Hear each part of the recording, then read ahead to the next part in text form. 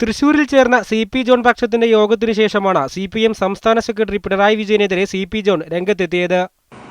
വാസ്തവത്തിൽ അന്വേഷണത്തിന് ബുധനാഴ്ചയ്ക്ക് വരാമെന്ന് പറഞ്ഞ ആളുകളാ. അപ്പോൾ എന്താ പ്രശ്നം? പിണറായിയുടെ ഭാഗത്തുനിന്ന് ലാസ്റ്റ് ആൻഡ് ഫൈനൽ കോൾ വന്നു. ഇന്നലെ ഗുരുവായൂരിൽ സന്ദർഭവശാൽ പിണറായി വിജയൻ ഉണ്ടായിരുന്നു.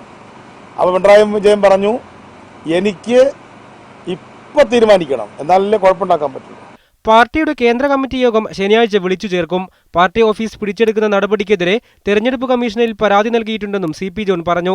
എന്നാൽ രാവിലെ കോഴിക്കോട് യോഗം ചേർന്ന അരവിന്ദാക്ഷൻ വിഭാഗം CP ജോൺ MVRനൊപ്പം ചേർന്ന് അദ്ദേഹത്തെയും പാർട്ടിയെയും വഞ്ചിക്കുകയായിരുന്നുവെന്ന് ആരോപിച്ചു. ഏറ്റവും അടുത്ത വിശ്വസ്തനായ CP ജോൺ തന്നെ MV രാഘവന് ഒറ്റുകൊടുത്ത ജൂദാസാണ് എന്ന് പറഞ്ഞാൽ. കോഴിക്കോട് ചേർന്ന യോഗത്തിൽ MV രാഘവന്റെ മകൻ MV രാജേഷും പങ്കെടുത്തു.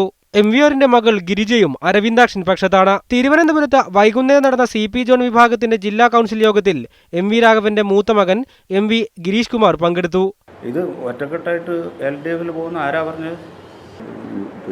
അച്ഛൻ UDF വിടണമെന്ന് ഇതുവരെ ഈ സമയത്ത് പറഞ്ഞിട്ടില്ല. ഇതോടെ CMPയിലെ പിളർപ്പ് MV രാഘവന്റെ കുടുംബ പ്രശ്നം കൂടിയായി മാറുകയാണ്.